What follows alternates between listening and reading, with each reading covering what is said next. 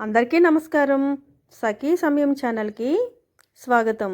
ఇలా ఫ్రెష్గా కరివేపాకు కనిపిస్తే మన ఆడవాళ్ళం దాన్ని తీయకుండా అయితే ఉండలేం కదండి. నేను అలాగే తీసుకొచ్చి వంటింట్లో పెట్టుకున్నాను. ప్రతి ఒక్క వంటల్లో మనకు కంపల్సరీ ఉండాల్సింది కరివేపాకు అండి. అది లేకుండా కొన్ని వంటలే చేయలేము అసలు తాజా కూరల్లో రాజా ఎవరంటే ఇక పచ్చడి గురించి చెప్పే పని ఏమీ లేదు కాబట్టి మన రాణి గురించి అయితే మాట్లాడుకుందామండి. అదేనండి కరివేపాకు గురించి. అంటే రాణిగారి ప్రస్తుతానికి కరివేపాకు అనుకుంటున్నాం కదండి. అంటే మన ఆడవాళ్ళం అందరం రాణులే కదండి, ఎవరింటికి వాళ్ళే మహారాణి కదా.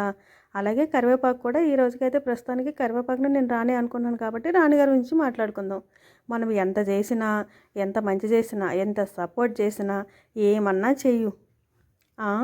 నువ్వు చేసింది ఎంత, నీకేం తెలుసు, చేసావులే, చాలు పక్కకెళ్ళి మూసుకొని కూర్చో అంటారు కదండి. సేమ్ మన పరిస్థితి, కరివేపాకు పరిస్థితి ఒకటేనండి. కూరల్లో వాడినంత వరకే, వాడిన తర్వాత పిల్లలేంటి, పెద్దవాళ్ళేంటి, ఎవరేంటి దాన్ని తీసి ఫస్ట్ పక్కన పెడతారండి. మన ఆడవాళ్ళకి అసలు ఒక క్రెడిట్ అంటూ ఎవరు ఇవ్వరండి. అందరికీ అన్నీ చేస్తాం, చివరికి వచ్చేసరికి మనకు ఒక బాధ ఒకటే మిగులుతుందండి. పాపం కరివేపాకు కూడా చెప్పుకోలేదు తను. మనకు నోరు ఉంది కాబట్టి చెప్పుకుంటున్నాం, తనకి నోరు లేదు కాబట్టి అందుకనే పగబెట్టుకుందండి. నన్ను ఎవరైతే తినరో, నన్ను ఎవరైతే వాడరో వాళ్ళ నెత్తిపైన జుట్టు ఉండొద్దు, వాళ్ళ జుట్టుని మొత్తం ఊడగొట్టేసి నేను గుర్తుకు రావాలి, మళ్ళీ జుట్టు మొలవాలంటే నేను వాళ్ళకి గుర్తుకు రావాలని గట్టిగా ఈ మధ్య అందరూ కరివేపాకు పొడి, కరివేపాకు పచ్చడి, వీలైతే కరివేపాకు ఆయిల్ కూడా చేసుకుంటున్నారండి.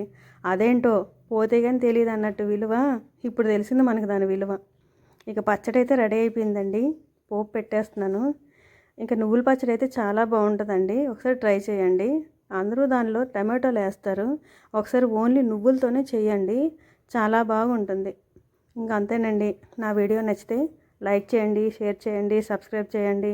ఇలాగే నా ఛానల్ని ఫాలో అవుతూ ఉండండి. థ్యాంక్ యూ సో మచ్ అండి, వాచ్ చేసే వాళ్ళందరికీ థ్యాంక్ యూ వెరీ మచ్.